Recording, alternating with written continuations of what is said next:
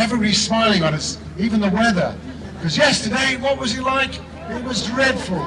So thank you very much, everybody, for turning up today and witnessing this important ceremony. There are some seats a bit here, if anybody needs to take a seat. And also thank you for those people who have come here dressed in period costume and ride their bikes around.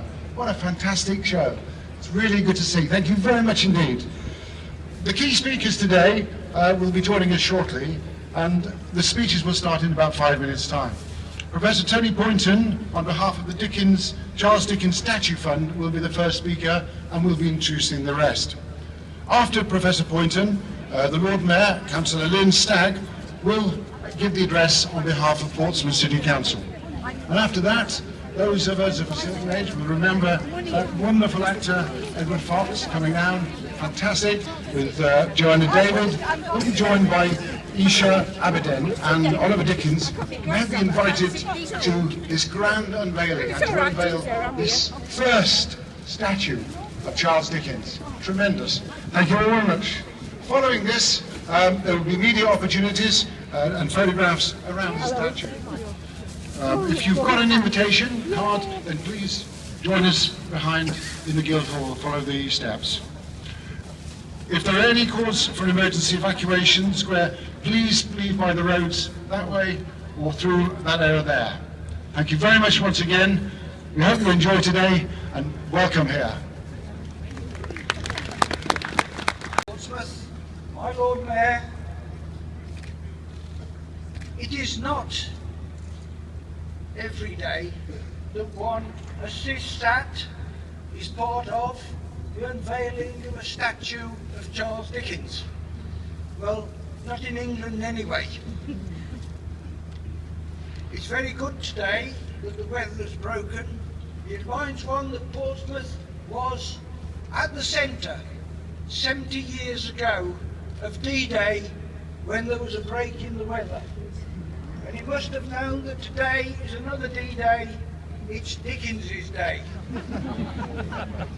As chairman of the Charles Dickens Statue Committee and as representative of the commissioners of the statue, that is the Portsmouth Dickens Fellowships, it is my pleasure to welcome those guests, honoured guests all, who have come from very far and very near to join us in this unique and auspicious occasion.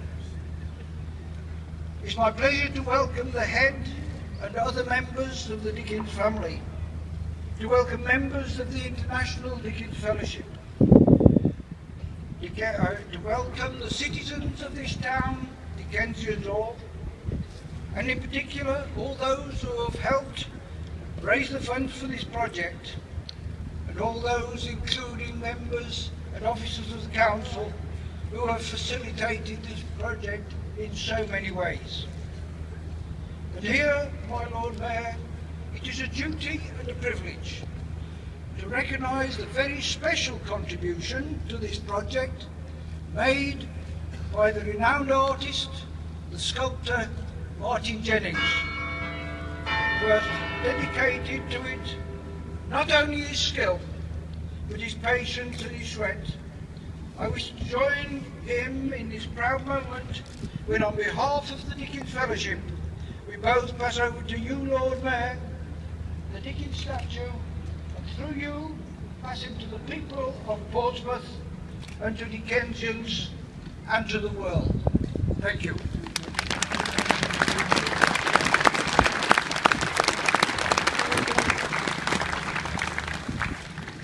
Honoured guests, ladies and gentlemen, because our city of Portsmouth has produced so many writers of so many kinds, it has been suggested that there must be something special in Portsmouth water. But it may simply be the inspiration of being in the same city as a man who is not only England's greatest known writer, but a man whose books have been made into more films than the books of any other author. In fact, one of his books, A Tale of Two Cities, has sold more copies than any other fiction book, over 200 million copies. I am talking, of course, about Charles Dickens. Well, here in Portsmouth, we are not only lucky enough to have Charles Dickens as one of our greatest sons, we also have his birthplace, ready to be visited by all of you, enjoyed and admired. Only 3 English writers have left us their birthplaces, and his is one of them. It stands less than a mile to the north of us here, on the old Portsmouth to London road, the very road that officially still runs through this Guildhall Square, so beware. His birthplace survived the bombing of 1941, when this beautiful Guildhall was burnt out, and when the workshop of the crippled cobbler John Pounds, the founder of the first ragged school, was destroyed. Thankfully, both of these have been resurrected. It also survived the post-war planners, whose schemes took away, amongst other things, the birthplace of Isambard King of Brunel, and it also survived the building of the M275, although it did lose part of its garden to this. We in Portsmouth are justifiably proud of that smart house, which stands in the George and Dickens precinct. Furnished in the Regency style, it would have displayed at Dickens' birth. It opened as a museum in 1904, and opposite the room where Dickens was born is the couch on which he died in 1870. So you will easily see, ladies and gentlemen, Dickensians all, why I am so proud and privileged and pleased to accept on behalf of our city the first statue in the United Kingdom of the great man. It is right that it should be erected here in the city of his birth, and only a short distance from the house in which he was born. It is also fitting that this statue is to be unveiled on his 202nd birthday. The creation of the statue has been guided by Professor Tony Poynton, who was just speaking to you, backed by the Dickens Fellowship, and sculpted by the artist Martin Jennings. And the unveiling today will be witnessed by a great number of Charles Dickens' descendants, I believe somewhere near 50. A very warm welcome to all of you, and thank you for being here. It is now my great pleasure to invite Edward Fox and his wife Joanne David to lead us in the unveiling of the statue with the assistance of Isha Aberdeen of Charles Dickens Primary School here in Portsmouth, and Oliver Dickens, great-great-great-grandson of the great author himself. Over to Edward Fox.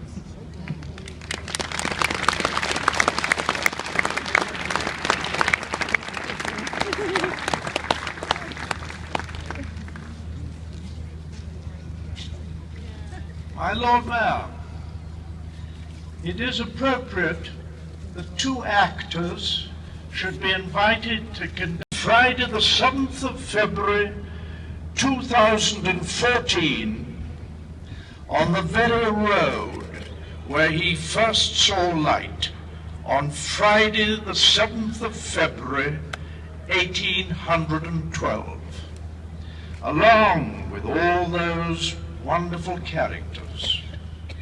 And, my Lord Mayor, we stand in anticipation to see if we and these 2 gentlemen have done justice to his writing, to his theatricality, and to his championing of his people. Let the unveiling commence.